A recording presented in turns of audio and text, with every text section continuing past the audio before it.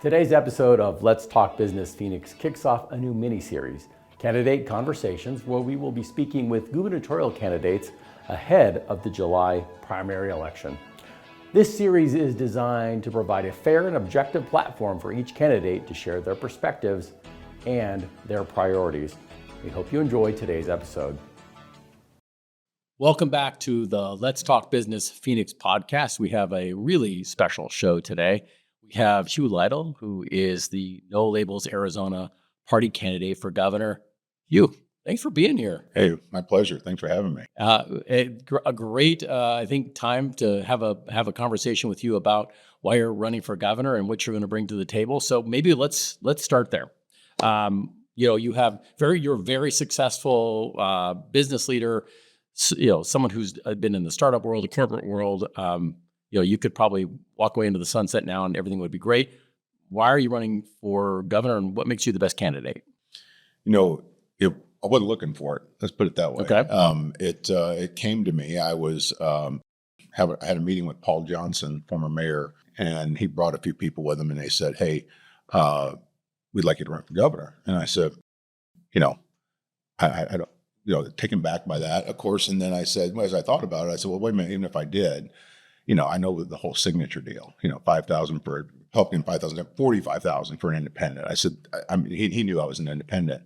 I've been a Republican, I've been a Democrat. And he said, well, we have a party. And I said, oh, okay, great. And he said, well, a party means much more fair ballot access. So I went, okay, that changes things a little bit. It ultimately came down to, after talking with my family and really evaluate, I was getting ready to start a fourth business around end of life. And then what happened was I was actually my son who said, Dad, these are the kind of things you do. You take on these hard challenges, you know how to create big change in a systemic way. Why would you not do this? And so it was a call to service, it was really like something that I just felt like I can bring my leadership abilities in a way that I think can move the state forward that I don't see happening right now. Well, I want to kind of get into your story a little bit, but before we do that, you top 2 or 3 things that you would really want to focus on during your administration. There was a lot. My website has a bunch of ideas, and we were trying to get some traction. But the reality is, there's 3 big things that have to happen. First of all, this is all centered around. We'll maybe talk about this a little bit later, but I believe I have a vision for the state, and the vision for the state is to make us the knowledge economy of a global leader and knowledge economy going forward, to be the new Silicon Valley in a different way. But in order to get there, the things we have to solve right now, we've got a massive education crisis on our hands. So we've got to fix education. I would feel like a failure if I didn't get anything done on education in my tenure. Healthcare, another massive one. And something you know something about? Yeah, something about. And of course, the economy. The economy as it pertains to both growth and also affordability. Those are huge issues we've got to solve. Okay. Well, and those are some significant issues that I think not only Arizona but the country is facing. Let's rewind a little bit because I think your story is important here in terms of context. Tell us a little bit about yourself, Hugh, and then maybe you mentioned your website, so we can go on your website. But tell us something about you that's not on your website that we might find interesting. But let's hear a little bit about who you are. Well, they've done a lot on the news about my failed ASU football career, so I won't go into that. But I think probably the thing people don't realize, and I'm most proud of, is that while I've done a lot in business and I've built things, kind of organically and changed, 3 segments of healthcare that had never been changed before, I spend my time with my family. I make time. They are a priority. I think people start thinking a guy like me is some, alpha who works 24/7 and is never thinking about anything but himself. But I'm just not an ego-driven guy. I am a purpose-driven guy. And my family is first and foremost in that world. So people probably don't realize that I'm very devoted to my family. Yep. I've known you for a while. And that is true. Arizona native. Where'd you come from? Where'd you go to school? Tell us a little bit about that. Yeah, sure. I went to. I'm from Indianapolis, Indiana. Went to school there on the rural side of Indianapolis.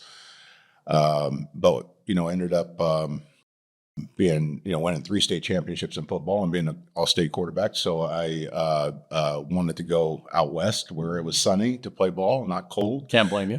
And I ended up at UCLA or ASU that had interest, and I ended up at ASU, and then I fell in love with the state of Arizona. I started getting my Arizona Highways magazine, Yep. and it just got in my system like a lot of Midwesterners. And so I made the journey out, and now my whole family followed me out. Like it's a common story I hear. Yeah. Excellent. Well, let's get into this a little bit. When you hear Hugh Lytle these days, the next phrase you hear is like, well, okay, third party, quote unquote spoiler. Talk to us a little bit about sort of the elephant in the room. Yeah. So a very common theme, and what I generally try to explain to people, first of all, is they say, well, an independent's never won. I go, okay, understand that. We haven't had a viable independent for almost 40 years. Okay, so that's a really big point. We a lot has changed in politics in the last 40 years. The other most important thing is we are a large group. I would be a spoiler if we were only 10%. Independents were only 10% of the electorate. We're 34% of the electorate. We're bigger than the Republican Party. We're bigger than the Democratic Party, and we have no representation. So that's the part. I actually heard a consultant on the show say once that that the independents are there to moderate the two parties, as if we have no voice. And so what I'm finding is more and more people are fed up with the division, and therefore the math on our winning is I really just need to get half the independents and 20-25% of the crossover vote, and in a three-way race I win. So these are not crazy numbers to be able to achieve as an independent. And that's the part that, it doesn't matter if I'm spoiling for Biggs or I'm spoiling for Hobbs. It is a scenario where the math works for us to win. You're saying you don't see yourself as a spoiler. You I see think yourself as me. a viable candidate. Yes, 100%. And so what I'm hearing is, the folks that had checked no preference in Arizona, that neither Republican or Democrat, are a natural constituency for you? Absolutely. I think what we find is people that have checked no preference are generally just fed up in both parties or, anti-establishment in general. I think if you ask anybody in the moderate range, we've been ruled by extremes in politics. When you start looking at the moderates, they want a good candidate first. They vote good candidate first. Many Democrats have voted for Republicans and vice versa. If presented with a better option, I believe people are going to vote their conscience on who can lead. Okay, fair enough. We talked about your past experience a little bit, or at least I alluded to it. What about your past experience would make you a good governor? I had to think deep about this one, right? Because I'm coming from business to politics, and those aren't exactly the same thing, but there's a lot of commonality, and I think that's the part that people overlook. I'm up against two career politicians, and they see the world a certain way, and I applaud them for their service, first of all. Anyone who goes into public service, I respect and honor that, and I think it's wonderful they've done that.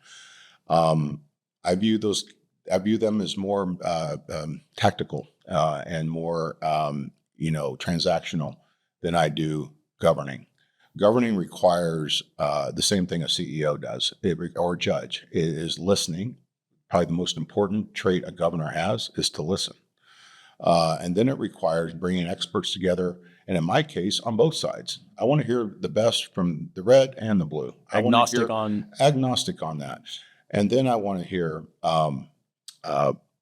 compelling evidence. And then I don't have a preference. I'm going to view it through the lens of what is important for the bulk of Arizonans, the majority of Arizonans, not party preference. And I think that's what people are after, is leadership that is focused on that. So from a leadership perspective, I know that my ability to govern, to build businesses, to know how to work with investors who I consider voters. Voters should have an ROI just like an investor does. And then be able to translate that into strong teams that work closely with our legislature. Like that doesn't work that well very good today. I mean, we have trouble there. I would be whipping the votes. You're going to see me sitting in an LD office. I'm going to be learning how to find ways to build bridges to be able to get things done. And it's not always going to please everyone, but you have a much higher bet that something's going to go your way with an independent governor than you do with the red versus blue, blue versus red. And I think when I think about some of the most important things as it relates to being governor, one of those is the ability to, you mentioned, whip the votes. You can talk to people about healthcare, for instance. Your experience is vast in healthcare, and I think someone coming in would say, well, we just need to reduce costs. We need to make it more accessible. We need to do a number of things. And you, as a healthcare expert, would say, well, that's great, but there are 30 other things you need to do before that. As it relates to the legislature, you don't have any really legislative experience. So how would you do that with limited experience in the policy arena? The experience part, I'm not that concerned about. I mean, first of all, quick study, been able to do that my whole career. I would challenge that running, high growth businesses, a lot of times under private equity ownership, is a pretty compelling, high stress, high result environment. You have to transform, you have to grow at a, 40%, 50% CAGR and perform. So that takes coalition building. That takes working with everybody, even naysayers, to be able to bring them along. So my view would be, first of all, I would put my arms around the legislature and say, give me the leadership. Let's sit down. Let's talk. Here's what I need to get done. What do you need to get done? Not saying there's magic there, but I do know when it comes to healthcare, for an example, I can bring to the table analyses and depth that maybe they haven't seen before, ways to probably, I'm not confirm that yet, but I will have verification soon, but probably be able to save quite a bit of money, even in a lower reimbursement environment, improve our quality at the same time, like I've done before, and find dollars within our state budget to use for other initiatives that I think those legislators are going to be pretty excited about. Well, certainly when it comes to budget, I'm sure they will be excited to hear that. I want to talk a little bit about one of those areas that you mentioned in terms of focus areas, which is healthcare. And I think you've got vast experience in the healthcare arena. And to your point, a startup here in Arizona not too long ago that was very successful. What would you bring to the table as far as healthcare? When I look at Arizona's healthcare, first of all, as a state, you don't have as much power to affect healthcare as you would, obviously, in the federal government. So I would continue my work with the federal government, do a lot on national Medicaid commissions and so forth to be able to. I know all the CMS administrators on a first name basis as well. So I would work with Washington to continue to improve opportunities for particularly our seniors who are going to be exposed. We have boomers turning 80. The complexity of illness is getting high. I've got ideas on how to restructure our risk at the state level, where I think I could make significant, take pressure off premiums, and at the same time be able to drive broader quality and automation into our healthcare system. I also look at we're getting hit hard on rural health, and then when these subsidies, when we finally end up with the full impact of the big beautiful bill, I think we're going to have uncompensated care in our emergency rooms that are going to put pressure on our health systems that, I'm worried going to fall into the general fund if we don't have a way to manage it. So getting out in front of that and being proactive, I think, is really important right now. The other crisis we have that we got to solve is behavioral health. I mean, our behavioral health, in my business, Equality Health, our number 2 comorbidity was first was sepsis, second was behavioral health. 2 very challenging things to solve for, but if you can solve for them, the costs go down significantly, and it has to be integrated with the whole person. It has to be the medical care and their social needs. So I think the ability to bring that kind of thinking and that kind of innovation, tech is going to play a huge role, and getting us in a better situation, I think, on reimbursements for using technology would go a long way, and greater access to specialists, especially in these rural communities, are going to be absolutely critical as we go forward. So I think I would have a very clear focus on what I want to get done with healthcare, and then I would be spending my time, as you know, you have to have a plan ready to go in September to be ready to go year one, or you lose a year on budget. So I'll have my plan developed by September, where you'll be able to go online and see my actions to be able to improve healthcare access and quality. Sounds like more intentional, more holistic approach. 100%. And clearly, I think one of the bright spots for us here, at least nationally, it's been access and our program. Where do you see some? I mean, we started out great in access. I mean, Tom Bedlack did an amazing job building that program. Jamie Snyder did well, which he got, but from there, we've had some trouble. I mean, no problem with the director. We've had 3 directors turn over there. We've had fraud. We've had other issues that we need to address and access. And what people don't realize is having a strong, vibrant Medicaid system actually reduces premiums because it affects commercial insurance costs. So we have to have a Medicaid program that is firing on cylinders. So that's where I turn my attention to immediately, because that's where a big bulk of the dollars are in the budget, right?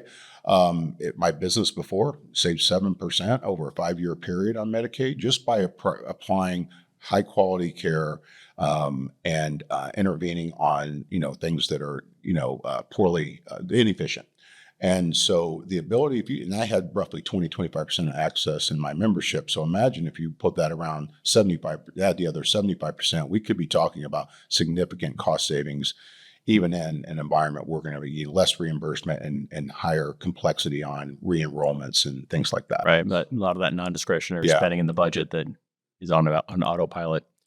You mentioned education, and I think one of the things that we're always thinking about is workforce. And clearly, those two are very closely linked. How would you address? You mentioned the crisis in education and workforce challenges that we've got, and really those are just opportunities with all of these companies that are relocating to Arizona. Yeah. So this is an exciting area as I've dug into it. It's a complex area, as is other topics. You've chosen the complex ones. Yes, but I will tell you, and there's been a lot of great work done in this area, but too many. When I saw the governance of education, I said, okay, there's a problem. We have too many groups trying to get too much done at one time, and so therefore we kind of end up with a fishing wire that's kind of bound up. So what I would look at governance first, but I think the important thing that you said about workforce is, so when I talk about the knowledge economy, and I'm going to talk about that over and over because I think it's our greatest opportunity and greatest risk if we don't move. We have 4 more years of getting nothing done. In AI time, that's like 20 years, okay? So to do the knowledge economy, which is semiconductors, it's advanced manufacturing, it's autonomous technology, it's quantum computing and data centers, it is bringing AI businesses here, software. These are high-wage jobs, okay? These are important jobs for our future. We're not in a good position today to be able to solve that with our education and with our workforce development. And another area that has a lot of governance need. So when I look at what we can do on the education front, there's some really interesting proposals out there. I'm not going to come in with the answers. I'm going to listen to people who have good ideas. And there's a lot of good ideas out there. And I'm going to pull us all to the table and say, how do we solve these? And how do we get to what I believe is important, which is, how do we put the kid first? How do we build all the important, on my website, you'll see I talk about charter inspired principles, but just having discipline, having phones away in the classroom, having attention, teacher control of the room, and building whole kids, building virtue, building reading and comprehension, all the things that are important in developing a kid, but putting them on a track, whether that's college bound, whether that's vocational, whether that's services, whether that's entrepreneurship, whether that's military. However, but give them a track. And then as governor, what I believe I can do is I believe I can incentivize HR departments, which are a lot of times reactive to just until a job pops up. I can create incentives to say, let's build academies, let's build internships, let's get kids started earlier on that career track so that they're in a position to be successful. The other thing I would do, I've had the opportunity to tour our community colleges, and I'm blown away by their capabilities. So I came from Indiana, where Ivy Tech is a major player, and everything's integrated. It's a complete single system. I don't like that we're so separate. We run this thing very, very independent. But most important thing is I like that they lost all the funding from the state. So I would relook at the funding for these, because this is our future workforce, and the capabilities they have to develop this workforce are overwhelming. So I think we stand in a good position to align it, but we have got to align our kids towards this knowledge economy. We were teaching stuff that's based on, the industrial age where smokes. I saw a test from 1930 and it looks exactly like a test today. And we're still doing 3 tests in a syllabus and final and out. And that's crazy when we're dealing with the world with AI, new ways of learning, and, basically an augmentation to human intelligence. So that's why I'm very passionate about education reform at some level. And I'm hearing from you that you think pathways are something that really could make a difference for kids, depending on what their interests are. Yes. And not that they have to be locked into it, I'm assuming. Of But course, they can start right. on a pathway. They want to go into engineering, decide they don't like that, and they want to go into agriculture. Well, right now they kind of have one pathway. So I got to go to college, and I don't think that's not for everyone. I mean, right now, if you look at some of these vocational jobs, they're paying much better. And you probably saw the Wall Street Journal article a couple of days ago that talked about we're losing all of our back office jobs. A lot of times people start in these back office jobs. They start in call centers, things like that. And AI is wiping that out or offshoring. So we have to be in a position to offer that year 1, year 2 post-college work. And the numbers on job growth right now, they're anemic, as is wage growth, and we're in negative wage growth. So we've got to be in a position or we're going to lose people. If we have growth and it's higher than what our jobs are, and then we have wages that are below that, it's not long before that's a race to the bottom. What are you hearing? I know you're out talking to people 24/7. What are you hearing from parents? What are their big concerns? One thing is wild to me. One of the greatest things about being in politics now is I get to talk to so many people across the state and hear, and the themes start just coming out at you. It's very clear. And, on parents right now, it's, obviously the education of their kids is super important. And everybody feels like it's this, gotta kill. Are you going to kill school choice? Are you going to go and support unions and schools? It's like, why do we have to have either or? I mean, we should be enhancing our public school system at the same time, continuing to offer school choice and, a more accountable voucher program, but certainly a voucher program. And I think that's good. The parents want the best for their kids. And this is the first time. It used to be, Todd, that people talked in previous elections about gender inequality or racial inequality. Now it's generational inequality. Our kids today are not going to do as well as their parents. That's looking like that's imminent. And when that happens, you go back in history in Europe and so on, revolts happen. Okay. That's not a good thing at all.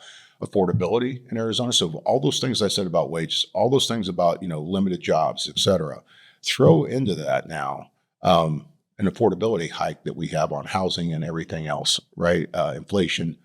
And now you have another situation where maybe my kids can't live near me. Maybe my grandkids can't live here. I'm going to have to travel to go see them. I was successful, but now I have to help them be successful so that is a big problem. And that's on people's minds. Every time I talk to them, what are we doing to control these costs? What are we doing to help me be able to see my kid and get them educated? And that's why, again, I go back to this knowledge economy is so important because these are high wage, high tech. We'll be a global leader if we can do this. So from a Maricopa County lens, I think that makes a lot of sense. I'm in Yuma, I'm in Holbrook. What about the rural areas? I've also learned in my conversations that it's a lot about the state of Maricopa, right? Yeah, It's, that's true. We feel like You've been listening. second-class citizens. Exactly. I think we've got we've got a strong defense tech. I love the stuff that's going on at UA today. So I think Tucson, I think Southern Arizona is, and again, a good as a Yuma obviously is doing great. Their educational work is directionally really, really good. I think we're doing okay there, but we still have the same affordability issues especially when it comes to housing. So I found a lot of people have to live outside, have to live in Munns Park to work in Flagstaff. We've got to find ways to bring those costs down, and that comes to permitting and how we work on affordable housing, and that's a big topic. I love that you mentioned workforce. It's such an important area for us, for instance, and our members. How are you going to connect business and education in a way that's more intentional? You're right. I think HR departments tend to sort of wait for something to happen. And if we could flip that script a little bit, that seems like that could really make a difference in Arizona. And given that you're a business guy, what are you thinking there? I think first of all, I can't emphasize enough workforce training. and the diversity. I said, so I think continue to focus on college, continue to want to get college if that's right for you. But some of these early uh, vocational jobs are paying incredibly well. Welding, for example. I mean, they can't keep up with enough welding bays in these community colleges, right?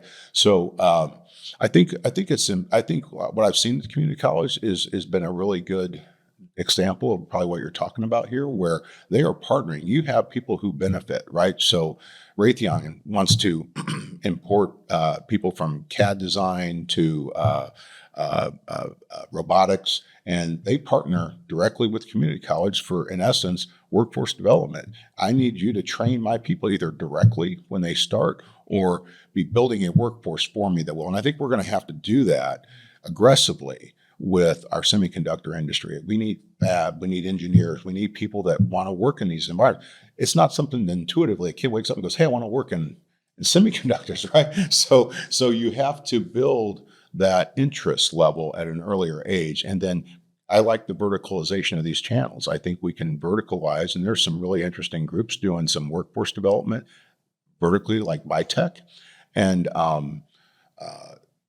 like Pearly Cells Group and so forth. Those are interesting ways to get us moving in a direction where we can start building that bridge between early interest in high school and what would I might want to be someday to an actual job right out of school that is paid $70,000 a year. Let me ask you one last question on education before we move on. And all I want is a hot take. Okay.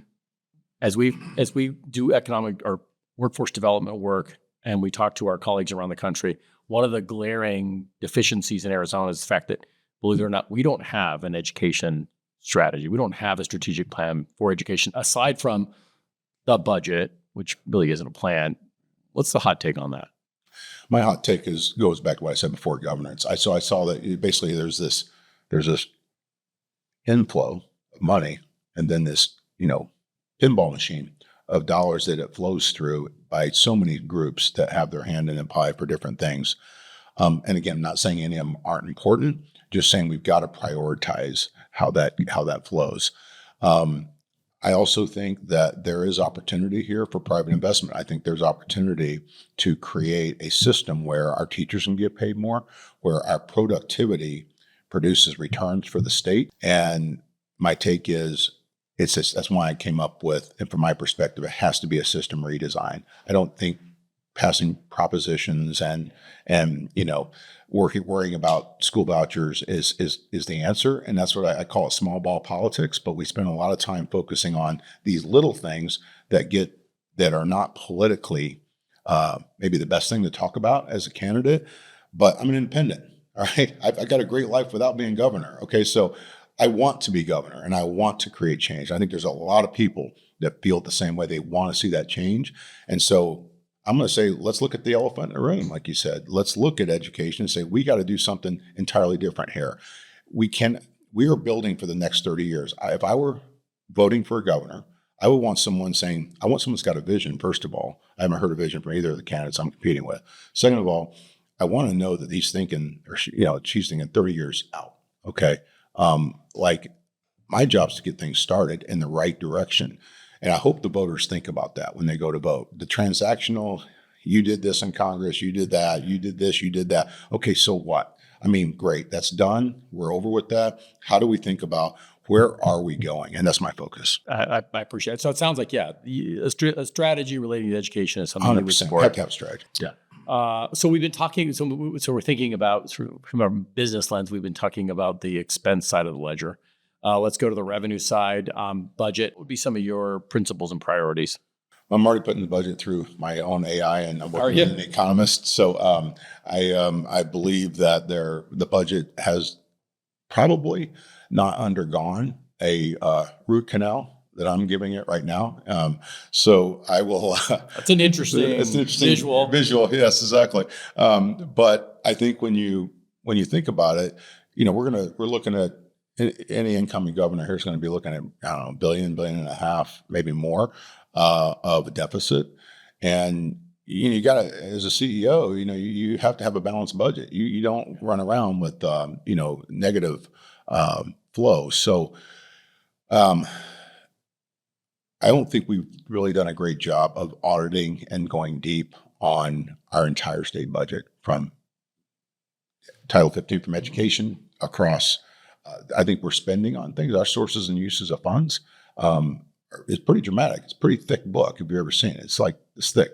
I'm not saying any of them are more important than the others, Sure. but I do believe that we're probably have got things that we are on autopilot that probably could be relooked at and missed and appropriated in a different way. So I'm actually optimistic on what I believe will come out of this budget analysis I'm doing.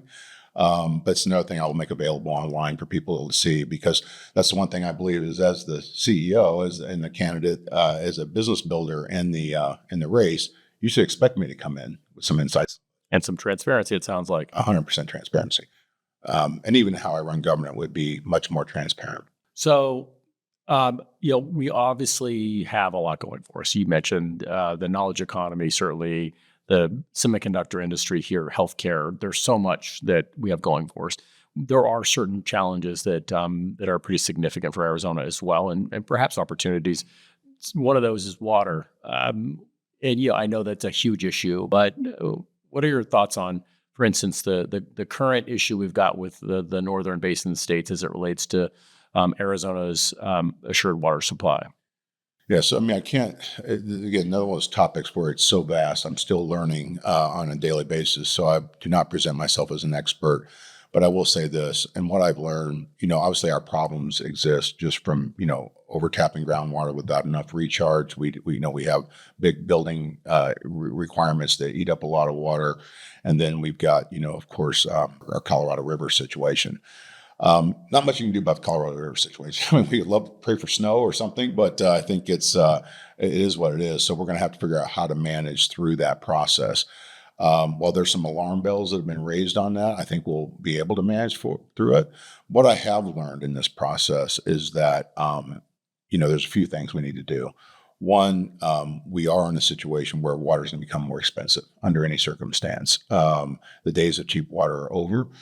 And it's just going to cost more to drill for. It's going to cost more to be able to access this water. Secondly, the negotiations around, I'm sure as everybody is, no one's happy that the Upper Basin decided to reinterpret the rules a different way. And, no one wins from, long-term lawsuits and expenses that go with that. So I think we need to find a way to get to the negotiating table, but we've got to hammer out a deal with the support of the Department of Interior and the tribal nations, that we are able to solve and create a long-term sustainable plan. And then I would love to see also, in that same vein, more interoperability between our CAP and SRP and other systems, so that we aren't 100 in times of lean times like this. We have a better way to be able to distribute resources if need be.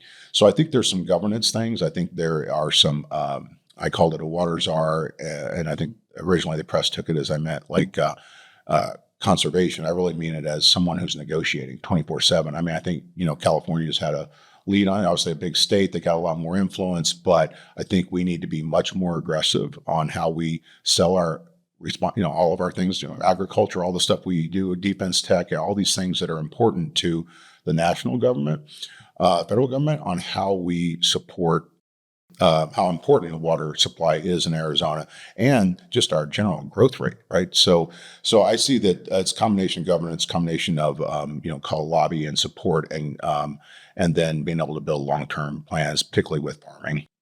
Let's pivot a little bit to one final area that really has started to become something that everyone's talking about recently, which is energy.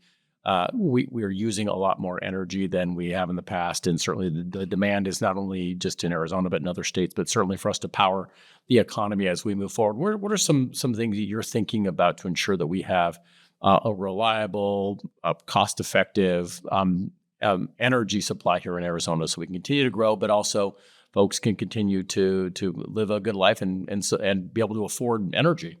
So I'm getting tired of me saying this knowledge economy thing probably, but I believe that it's such a big goal. It's such an opportunity for us. The tax base, the job growth, all the things that will come from this this ability to execute on a bigger vision there. Power is critical. I told you, workforce is one big giant girder. The other girder is power. We've got to have it.